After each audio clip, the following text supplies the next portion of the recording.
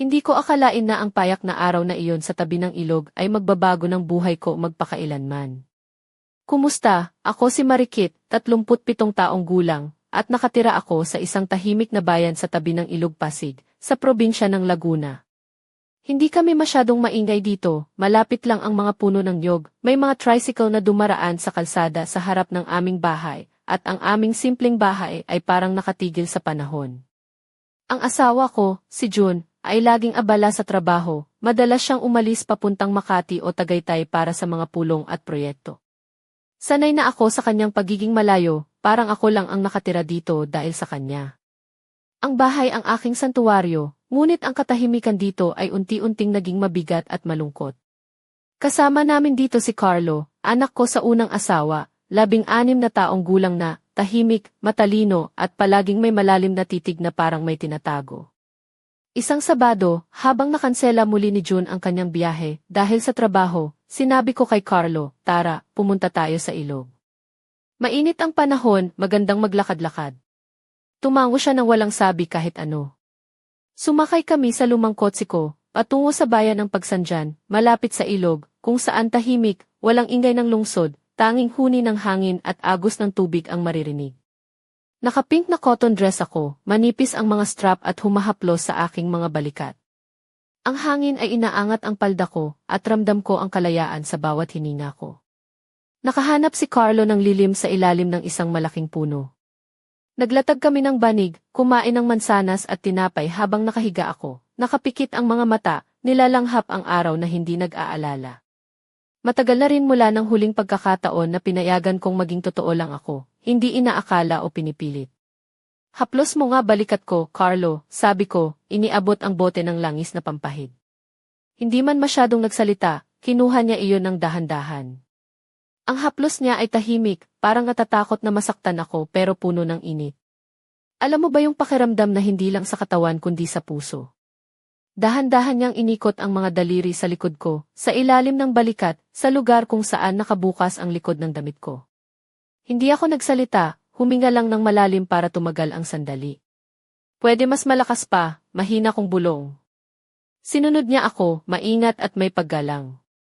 Hindi ko iniisip ang mali o tama, tanging naramdaman ko ay parang may isang tao na naalala na ako ay babae, hindi lang ina o asawa, kundi isang buhay na nilalang na may init at pagnanasa. Tahimik kaming nagmasid sa agos ng ilog na parang alam nito ang mga salitang ayaw naming banggitin. Ang pag-uwi namin ay tahimik. Nakaupo si Carlo sa tabi ko, nakasuot ng headphone, pero alam kong hindi siya nakikinig ng musika, iniisip lang niya ang mga bagay na hindi niya sinasabi. Ako naman ay nakatitig sa bintana, iniisip ang mga mata niya, diretso, walang pagtatago o takot. Pag-uwi namin, hindi ako makatulog ng maaga. Umiikot sa isip ko kung bakit ang payapa ng loob ko mula ng araw na iyon. May pagbabago sa bahay, hindi halata pero ramdam, parang hangin na hindi mo nakikita pero nararamdaman sa balat. Si June ay dumating ng gabi, pagod, suot ang gusot na polo, may mabigat na tingin. Itinapon niya ang bag sa pintuan at nag-ayos ng balikat. Kanselado na naman lahat, sabi niya, parang pagod na pagod. Dumaan lang siya sa akin papasok sa banyo, hindi man lang humawak sa balikat ko o humalik sa pisngi. Nananatili ang amoy ng alikabok at kape sa hangin. Tiningnan ko siya na para bang estranghero. Si Carlo naman ay nakaupo sa sala, nagbabasa ng mga walang kwentang bagay sa cellphone. Nang pumasok si June, hindi niya tiningnan iyon. Matagal na ang lamig sa pagitan nila at wala nang sinuman ang susubukang pag-initin ito. Nagpalit ako ng damit para matulog, manipis na nightgown na beige, may mga lace sa liig na nagpaparamdam sa akin na buhay pa ako bilang babae, hindi bilang kasangkapan sa bahay. Napansin ito ni Carlo, bahagyang dumaan ang tingin niya sa aking balakang. Good night, sabi ko habang dumadaan. Good night, sagot niya, mahina. Si June ay nakatulog agad, malamig at tahimik, nakatalikod sa akin. Ako'y nakahiga, pinakikinggan ang kanyang paghinga. Iniisip si Carlo, ang mga daliri niya, ang mga sandaling tahimik siya pero mailalim ang mga titig. Hanggang dito muna ang kwento ko ngayon. Ang araw na iyon sa ilog ang nagsilbing simula ng lahat, isang tagpo na hindi ko inasahan na magiging daan sa mga damdaming matagal nang nakatago. Pagkatapos ng mahabang gabi na puno ng katahimikan, nagising ako ng maaga sa linggo. Tahimik pa ang buong bahay at ang hangin ay malamig pa rin mula sa gabi. Nakaputing robe ako, manipis at bahagyang naglalarawan sa aking katawan, nakatali ang sinturon na palaging naglalaway na matanggal. Wala akong makeup at ang buhok ko'y malayang nakabukas. Habang naghahanda ako ng tsaa sa kusina, naramdaman ko ang paggalaw sa likod ko. Lumingon ako at nandyan si Carlo, nakasuot ng simpleng t-shirt at jogging pants, walang tsinelas, at ang buhok niya ay medyo magulo pa rin dahil sa bagong gising. Magandang umaga, ma, bati niya ng may kakaibang tono, hindi tulad ng dati. Magandang umaga rin, sagot ko, habang umiinom ng isang lagok ng tsaa. Lumapit siya at tumayo sa harap ko. Ramdam ko ang titig niya na dumaraan sa lig ko at sa kolarbon ko. Tumibok ang puso ko ng medyo dikomportable. Ma, ang ganda mo, bigla niyang sabi. Ang mga salitang iyon ay parang usok na bumalot sa aming pagitan, mainit, mahina at puno ng kahulugan. Hindi ko alam kung paano tumugon. Anak ko siya, ngunit ang mga salitang iyon ay higit pa sa isang simpleng papuri. Salamat, mahina kong bulong, tinitingnan ang bintana. Sa malayo, may aso na tahol at ang araw ay tila nagbigay ng kakaibang init sa bahay. Ang araw ay puno ng kakaibang tensyon, isang damdaming hindi ko maintindihan. Habang lumilipas ang araw, napapansin ko ang mga maliliit na bagay, ang pag-aayos ko ng robe habang madalas, ang matagal kong pagtitig sa mga kamay niya, at ang kawalang interes ni June sa amin, nakatuon lamang sa kanyang laptop, mga grapiko, at tawag sa trabaho. Parang unti-unting nawawala siya sa aming buhay. Sa kalagitnaan ng hapon, sinabi ni June na magkakaroon siya ng isang linggong business trip sa Maynila. Tumango lang ako, parang inaasahan na ito. Hindi nagsalita si Carlo, ngunit napansin kong tinuwid niya ang mga balikat, para bang hinihintay niya ang balitang iyon. Pagdating ng gabi, habang nilalabhan ko ang mga damit sa maliit na banyo, nakabra at brief lang ako, isang regalo sa sarili ko noong kaarawan ko, gawa sa pale blue lace.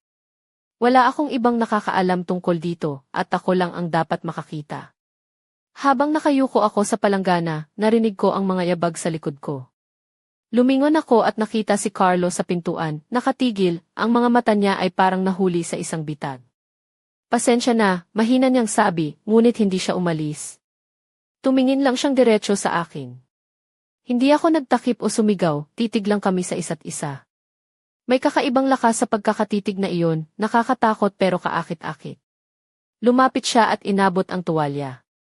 May tubig na tumulo dito, sabi niya, tinuro ang basang bahagi ng sahig. Salamat, sagot ko, at nang dumampi ang mga daliri namin, napansin kong tumagal ang sandaling iyon. Hindi ko inalis ang kamay ko. Ang haplos niya ay mas mahaba kaysa sa inaasahan ko. Nang umalis si June, para bang huminga ang bahay. Tahimik, ngunit ang hangin ay naging mainit, parang sa una. Lahat ng mga bagay na matagal nang itinago, mga tingin, mga salita, mga kilos, ay biglang naging posible, o marahil ay hindi na maiiwasan. Nakatayo ako sa kusina, nakasuot ng manipis na damit na medyo naglalarawan sa aking katawan, at ramdam ko ang kanyang titig sa akin. Hindi ko maintindihan kung anong nangyayari, ngunit alam kong may bago na sa pagitan namin na hindi ko matanggap o maipaliwanag. Hanggang dito muna. Hindi ko inaasahan na ang simpleng paglalakad sa ilog ay magiging simula ng isang lihim na kwento na sisira sa lahat ng aking pinaniniwalaan. Magandang araw, ako si Marikit, 37 taong gulang, isang ina at asawa mula sa Laguna. Sa isang panibagong araw, nagdesisyon akong dalhin si Carlo, ang anak ko sa unang asawa, sa aming paboritong lugar sa tabi ng Ilog Pasig. Nais kong maramdaman namin ang kalayaan at katahimikan na matagal naming hinahanap sa gitna ng mga problema sa bahay. Si June, ang aking asawa, ay laging abala sa trabaho, kaya't madalas kaming mag-isa ni Carlo. Nakaputing dress na manipis ang tela ang suot ko, at ang hangin ay malumanay na humahaplos sa balat ko, na para bang ipinapaalala sa akin na ako'y buhay pa. Ang mga puno ng niyog ay nagbibigay ng lilim, at ang tubig ng ilog ay malinaw at malamig. Naglatag kami ng banig sa ilalim ng isang malaking puno, at nagdala ako ng mga prutas at tinapay na aming kinakain habang nakahiga kami sa tabi ng tubig. Hiniling ko kay Carlo na pahiran ako ng langis sa balikat, at bagamat medyo nagdadalawang isip siya, tinanggap niya ang bote at maingat kong hinaplos ang kanyang mga kamay sa likod ko. Hindi ko maipaliwanag ang init na dumaloy mula sa kanyang mga daliri, isang damdaming hindi ko naramdaman mula sa kanya noon. Sa sandaling iyon, hindi kami nag-usap, ngunit nagsalita ang aming mga mata, isang lihim na hindi namin kayang sabihin. Pagbalik namin sa bahay, nagkaroon ng kakaibang tensyon sa hangin. Si June ay dumating ng huli at pagod, hindi man lang ako hinalikan o niyakap. Si Carlo ay tahimik at tila may iniisip na malalim. Ako naman ay hindi makatulog, iniisip ang mga nangyari sa ilog at ang kakaibang damdamin na lumitaw sa pagitan namin ni Carlo. Kinabukasan, nagising ako ng maaga at nakita si Carlo sa kusina, nagluluto ng kape. Ang kanyang mga mata ay tila may ibang sinasabi kaysa sa mga salita niya. Sinabi niya sa akin na maganda daw ako, isang simpleng papuri na nag-iwan ng malamig na alon sa aking katawan. Hindi ko alam kung paano ito tanggapin, ngunit alam kong may nagbago sa amin. Habang lumilipas ang araw, napansin ko na si Carlo ay palaging nasa paligid ko, tumutulong sa mga gawaing bahay, at tila naghahanap ng paraan upang maging malapit sa akin. Si June naman ay lalo lamang naging abala at ang distansya sa pagitan namin ay lumalalim. Sa gabi, habang naglalaba ako, nakita ko si Carlo sa pintuan ng banyo na tila nahuli sa isang lihim na sandali. Ang kanyang mga mata ay puno ng emosyon at nang magtagpo ang aming mga tingin, naramdaman ko ang isang kakaibang koneksyon. Hindi ko alam kung ano ang mangyayari sa amin, ngunit alam kong hindi na ito magiging katulad ng dati. Sa mga sandaling iyon, ang aming mundo ay nagsimulang magbago, at ang mga lihim na matagal nang itinago ay unti-unting lumalabas sa liwanag. Hindi ko pa alam kung saan ito hahantong, ngunit handa akong harapin ang anumang darating. Hanggang dito muna ang aking kwento ngayon. Hindi ko inakala na magiging ganito ang araw na iyon, isang araw na puno ng mga hindi inaasahang damdamin at mga lihim na unti-unting sumisiklab sa puso ko. Ako si Marikit, 37 taong gulang, isang ina at asawa mula sa isang maliit na bayan sa Laguna. Sa isang mainit na hapon, nagpasya akong dalhin si Carlo sa aming paboritong lugar sa tabing ilog Pasig upang magpalipas ng oras. Si June, ang aking asawa, ay muli nang naatasang magbiyahe, kaya't kami nga ni Carlo lang ang natira sa bahay. Nais kong bigyan siya ng sandaling kalayaan mula sa mga problema sa bahay at sa kanyang sariling isipan. Nakalyong cotton dress ako na may manipis na straps na nagpapakita ng aking mga balikat at bahagyang nagbubukas sa aking likod. Ang hangin ay malumanay na humahaplos sa akin, inaalis ang init ng araw na sumisiklab sa balat ko. Lumapag kami sa lilim ng isang malaking puno sa tabi ng ilog, naglatag ng banig at dinala ang mga simpleng pagkain, mansanas at tinapay. Carlo, pahiran mo nga ako ng langis sa balikat, sabi ko, iniabot ang bote ng langis na pampahid. Tahimik siyang tumanggap at dahan-dahan niyang hinaplos ang mga kamay niya sa aking likod. Ang haplos niya ay maingat, puno ng pag-aalala na baka masaktan niya ako, ngunit ramdam ko ang init at ginhawa na dala ng kanyang mga daliri. Hindi ko mapigilang huminga ng malalim para mas tumagal ang sandaling iyon. Hindi namin kailangang magsalita. Ang aming mga mata ang nag-usap, isang lihim na hindi namin kayang ipahayag sa salita. Parang siya lang ang nakakaalala na ako ay babae, hindi lang ina o asawa. Pagkatapos naming maglakad pa uwi, tahimik ang aming sasakyan. Si Carlo ay nakasuot ng earphones, pero alam kong hindi siya nakikinig ng musika. Nakatitig siya sa bintana, tila nag-iisip.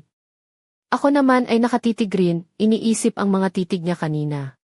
Pagdating sa bahay, si June ay dumating ng gabi, pagod at walang gana. Itinapon niya ang kanyang bag sa sahig at dumiretso sa banyo, hindi man lang ako hinalikan o niyakap.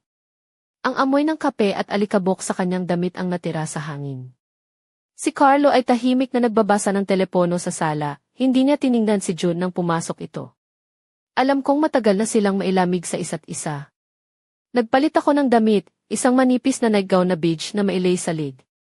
Ramdam ko na parang buhay pa ako bilang babae, hindi lang bilang bahagi ng bahay. Napansin iyon ni Carlo nang bahagyan niyang tiningnan ang aking balakang. Good night, bati ko habang dumadaan. Good night, mahina niyang sagot. Si June ay nakatulog agad, nakatalikod sa akin. Nakahiga ako, pinakikinggan ang kanyang paghinga, iniisip ang mga kamay ni Carlo, ang mga titig, at ang mga sandaling tahimik kami pero puno ng emosyon. Hindi ko alam kung ano ang nangyayari sa akin, ngunit ang araw na iyon ay nagbukas ng isang bagong kabanata sa buhay ko, isang kabanata na puno ng hindi inaasahang damdamin at lihim na mga pagnanasa. Hanggang dito muna ang kwento ko ngayon. Hindi ko inakala na ang tahimik na linggo sa bahay sa Laguna ay magiging simula ng isang bagong kwento na puno ng hiwaga at damdamin na matagal nang tinatago. Ako si Marikit, 37 taong gulang, isang ina at asawa na nakatira sa isang simpleng bayan sa tabi ng Ilog Pasig. Pagkatapos ng magdamag na puno ng tahimik na tensyon, nagising ako ng maaga. Ang bahay ay tahimik pa rin at ang hangin ay malamig mula sa umaga. Nakaputing robe ako, manipis at bahagyang nagpapakita ng aking katawan at palaging may sinturo na tila gustong bumitaw. Wala akong make-up at ang buhok ko'y malayang nakabukas. Habang naglalagay ako ng tubig sa takure, naramdaman ko ang paggalaw sa likod ko. Lumingon ako at nandyan si Carlo, nakasuot ng simpleng t-shirt at jogging pants, walang tsinelas at medyo magulo ang buhok. Ang mga mata niya ay may kakaibang ningning, tila may gustong sabihin pero nag-aatubili. Magandang umaga, ma, bati niya ng may kakaibang tono, hindi tulad ng dati. Magandang umaga rin, sagot ko, habang umiinom ng isang lagok ng tsaa. Lumapit siya at tumayo sa harap ko. Ramdam ko ang titig niya na dumadaan sa lig ko at sa kolarbon ko. Tumibok ang puso ko ng medyo hindi komportable. Ma, ang ganda mo, bigla niyang sabi. Ang mga salitang iyon ay parang usok na bumalot sa aming pagitan, mainit, mahina at puno ng kahulugan. Hindi ko alam kung paano tumugon. Anak ko siya, ngunit ang mga salitang iyon ay higit pa sa isang simpleng papuri. Salamat, mahina kong bulong, tinitingnan ang bintana. Sa malayo, may aso na tahol at ang araw ay tila nagbigay ng kakaibang init sa bahay. Habang lumilipas ang araw, napapansin ko ang mga maliliit na bagay, ang pag-aayos ko ng robe habang madalas, ang matagal kong pagtitig sa mga kamay niya, at ang kawalang interes ni June sa amin, nakatuon lamang sa kanyang laptop, mga grapiko, at tawag sa trabaho. Parang unti-unting nawawala siya sa aming buhay.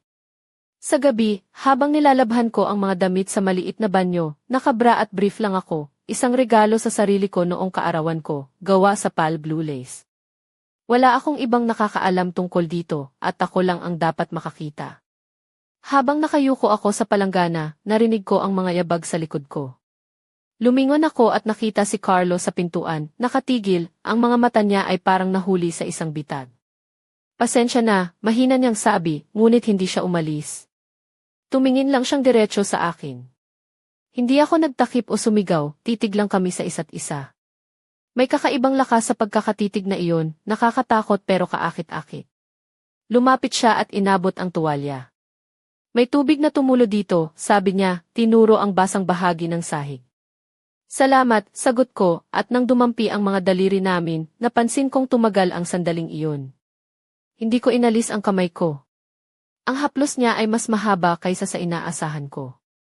Nang umalis si June, para bang huminga ang bahay. Tahimik, ngunit ang hangin ay naging mainit, parang sa una. Lahat ng mga bagay na matagal nang itinago, mga tingin, mga salita, mga kilos, ay biglang naging posible, o marahil ay hindi na maiiwasan. Hanggang dito muna. Hindi ko pa rin matanggap ang mga nangyari. Parang bangungot na tila gumising na mula sa mahimbing na pagtulog, ngunit hindi ko alam kung paano ito haharapin. Ako si Marikit, 37 taong gulang, isang ina at asawa na naninirahan sa tahimik na bayan ng Laguna. Pagkatapos ng mga araw na puno ng hindi maipaliwanag na tensyon at damdamin, nakauwi si June mula sa kanyang biyahe. Ang kanyang pagdating ay may dalang bigat na mas matindi kaysa sa karaniwan. Suot niya ang kanyang gusot na polo at may mabigat na tingin sa mga mata, tila dala ang pagod ng buong mundo. Walang halik o yakap na dumaan sa pagitan namin. Itinapon niya ang kanyang bag sa pintuan at dumiretso sa banyo, hindi man lang sinulyapan ang akin o si Carlo. Halos maramdaman mo ang lamig sa hangin, parang may pader na nakatayo sa pagitan namin. Si Carlo naman ay tahimik na nakaupo sa sala, nakatuon sa kanyang cellphone, hindi tiningnan si June nang pumasok ito. Alam kong matagal na silang may malamig na ugnayan at parang unti-unting lumalalim ang distansya nila. Ako naman, nakasuot ng manipis na niggown na bidye na mailace, ay naramdaman na parang buhay pa rin ako bilang babae, hindi lang isang bahagi ng bahay. Nang dumaan ako kay Carlo, napansin ko ang mabilis na pagdaan ng kanyang tingin sa aking balakang. Good night, mahina kong bati. Good night, sagot niya na may bahagyang pag-aatubili. Si June ay nakatulog agad, nakatalikod sa akin. Ako ay nakahiga, pinakikinggan ang kanyang paghinga, iniisip ang mga sandaling tahimik na may malalim na kahulugan kasama si Carlo. Ang mga kamay niya, ang mga titig, ang mga salitang hindi nasabi. Hindi ko mawari kung paano ako nadala sa ganitong sitwasyon. Parang ang lahat ng mga bagay na matagal kong itinago ay lumitaw ng sabay-sabay, isang bagyong hindi ko alam kung paano haharapin o iwasan. Napaisip ako kung paano na ba namin ito maaayos? O kung maaari pa ba kaming makabalik sa dati? Ngunit sa puso ko, alam kong may mga bagay na hindi na maibabalik sa dati. Hanggang dito muna ang bahagi ng aking kwento ngayon. Hindi ko inakala na ang mga araw na tahimik at payapa ay magiging simula ng isang lihim na bagyong magpapabago sa takbo ng buhay ko. Ako si Marikit, 37 taong gulang, isang ina at asawa na naninirahan sa isang tahimik na bayan sa Laguna. Mga ilang araw matapos ang malamig na pagtanggap ni June, nagsimulang magbago ang mga bagay sa bahay. Ang dati kong anak na si Carlo, na palaging tahimik at malayo sa akin, ay tila naging mas malapit, hindi lamang sa mga simpleng usapan, kundi sa mga hindi inaasahang paraan. Isang gabi, habang naglilinis ako sa kusina, naramdaman ko ang mga mata ni Carlo na nakatingin sa akin mula sa likod. Hindi ko ito pinansin sa una, ngunit hindi niya inalis ang tingin niya. Nang lumingon ako, nakita ko ang kakaibang init sa kanyang mga mata, isang tingin na hindi ko maintindihan, ngunit hindi ko rin maikakaila na may kakaibang epekto sa akin. Sa mga susunod na araw, palihim siyang lumalapit sa akin, sa mga simpleng bagay tulad ng pag-abot ng mga gamit, pagtulong sa mga gawaing bahay, o kaya'y pag-upo sa tabi ko habang nanonood kami ng telebisyon. Ngunit sa bawat kilos niya, may halong tensyon at init na hindi ko maiwasang maramdaman. Isang gabi, habang nag-uusap kami sa sala, bigla niyang sinabi, "Ma, may gusto akong sabihin sa iyo." Nangarap ako na magtanong siya tungkol sa mga planong pang-eskwela o trabaho. Ngunit ang sinabi niya ay ibang-iba. Hindi ko na kayang itago pa. Mahal kita, hindi lang bilang anak. Ang mga salitang iyon ay parang kidlat na pumutok sa tahimik na gabi. Hindi ko alam kung paano tumugon. Ang puso ko ay kumakabog at ang isip ko ay naglalaban-laban sa pagitan ng tama at mali. Hindi ko maintindihan kung paano kami napunta sa ganitong sitwasyon. Ang mundo ko ay unti-unting nagiging gulo, punong-puno ng mga tanong na walang sagot. Hindi ko alam kung ano ang susunod na hakbang, ngunit alam kong wala nang maibabalik sa dati. Hanggang dito muna ang aking kwento ngayon. Hindi ko inakala na ang gabing iyon ay magiging simula ng isang lihim na paglalakbay na magwawasak sa lahat ng aking pinaniniwalaan. Ako si Marikit, 37 taong gulang, isang ina at asawa mula sa isang payapang bayan sa Laguna. Matapos ang matinding pag-amin ni Carlo, ang anak ko, na may pag-ibig siya para sa akin na higit pa sa inaasahan ko, ang mundo ko ay nagulo. Hindi ko alam kung paano haharapin ang mga damdaming iyon na tila naglalaban sa puso at isip ko. Sa mga susunod na araw, unti-unting nagbago ang aming ugnayan. Si Carlo ay naging mas malapit, ngunit may kakaibang tensyon sa bawat tingin at haplos niya. Ang mga simpleng kilos ay nagkaroon ng ibang kahulugan, tila may lihim na sinasabi sa pagitan ng aming mga mata. Isang hapon, habang magkasama kami sa kusina, nilalabhan ko ang mga damit habang siya naman ay tumutulong sa pag-aayos ng mga gamit. Bigla niyang nilapitan ako, at ang kanyang mga kamay ay dahan-dahang dumulas sa aking mga balikat. Hindi ko inalis ang kanyang haplos, bagkus inilagay ko ang aking mga kamay sa kanya, na para bang naghahanap ng kapanatagan. Ang init ng kanyang mga kamay ay bumalot sa akin, at para bang muling nabuhay ang isang bahagi ng akin na matagal nang nakalimutan. Ang kanyang mga mata ay naglalaman ng pagnanais na hindi niya maipahayag sa salita. Hindi ko alam kung ano ang aking dapat maramdaman, takot, pagkalito, o kaya isang lihim na kaligayahan. Ngunit ang isang bagay ay malinaw, ang buhay ko ay hindi na magiging katulad ng dati. Ang mga hangganan ng tama at mali ay nagiging malabo, at ang mga lihim ay nagsisimulang sumibol sa madilim na sulok ng aming tahanan. Hanggang dito muna ang aking kwento ngayon. Hindi ko akalain na ang simpleng haplos ni Carlo ay magpapasimula ng isang apoy na hindi ko kayang apulahin. Ako si Marikit, 37 taong gulang, isang ina at asawa na naninirahan sa isang tahimik na bayan sa Laguna. Sa mga nagdaang araw, ang bawat sandali kasama si Carlo ay puno ng kakaibang tensyon, isang apoy na unti-unting lumalago sa loob ko, na hindi ko maintindihan at hindi ko kayang labanan. Isang gabi, habang kami ay nanonood ng pelikula sa sala, nakaupo ako sa lumang sofa na nakabalot sa manipis na bathrobe na bahagyang bumabalot sa aking hubog na katawan. Si Carlo ay dahan-dahang lumapit, may daladalang kumot para mapalamig ang hangin. Umupo siya sa tabi ko at ang kanyang hita ay dahan-dahang dumampi sa akin. Nararamdaman ko ang init ng kanyang katawan, ang tibok ng kanyang puso na tila sumasalamin sa akin. Ang kanyang hininga ay malapit sa aking tenga nang mahina niyang bulongin, miss na kita. Hindi ko alam kung paano tumugon. Ang puso ko ay kumakabog, ang laman ko ay naglalaban sa pagitan ng tama at mali ng pagnanasa at takot. Ang mga daliri niya ay dahan-dahang dumulas sa aking braso, na para bang naghahanap ng pahintulot. Ang bawat sandali ay tila tumitigil at ang mundo ay umiikot lamang sa pagitan namin. Ang mga mata namin ay nagtagpo, punong-puno ng mga salitang hindi nasabi, ng mga damdaming pinipigil. Hindi ko maipaliwanag ang lakas ng damdaming iyon, isang apoy na sumisiklab sa aking balat, sa aking puso, at sa aking kaluluwa. Ang gabi ay tila nagiging isang laro ng apoy at hangin, kung saan bawat titig at haplos ay nagdadala ng bagong sigla at panganib. Hanggang dito muna ang aking kwento ngayon. Hindi ko inakala na ang gabi na iyon ay magtatapos sa isang sandali na magbabago sa lahat ng aking pangarap at takot. Ako si Marikit, 37 taong gulang, nakatira sa isang payapang bayan sa Laguna. Habang ang buwan ay tahimik na sumisilip sa aming bintana, naramdaman ko ang presensya ni Carlo sa tabi ko. Nakasuot siya ng kanyang simpleng piyama, ang mga mata niya ay naglalagablab ng damdamin na matagal niyang itinago. Kung aalis ka ngayon, maiintindihan ko, mahina niyang bulong, pero kung mananatili ka, hindi na ako makakapigil pa. Hindi ko alam kung anong sasabihin. Ang puso ko ay tila nagdurugo sa takot at pagnanasa. Inilapag ko ang tasa ng tsaa at hinawakan ang kanyang kamay, pinisil ng mahina. Ramdam ko ang init ng kanyang balat, ang panginginig na hindi ko maipaliwanag. Bigla, may narinig kaming malakas na pintig sa pintuan. Pumasok si June, pagod na pagod, pero may kakaibang tingin sa kanyang mga mata.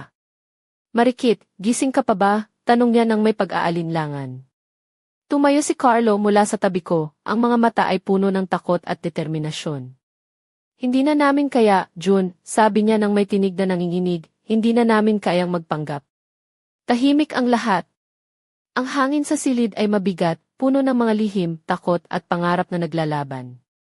Ako'y nakatayo roon, hawak ang kamay ni Carlo, at alam kong ang mga susunod na sandali ay maghahatid ng isang bagong yugto sa aming buhay, isang yugto na puno ng mga pagsubok, pag-ibig, at mga desisyong kailangang harapin.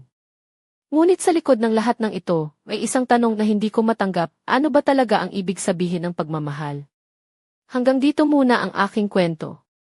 Ngunit ang lahat ay hindi pa tapos. May lihim pa akong itatago, isang pangakong hinihintay ang tamang panahon upang lumutang. Ano kaya ang magiging susunod na hakbang? Ano ang iyong palagay?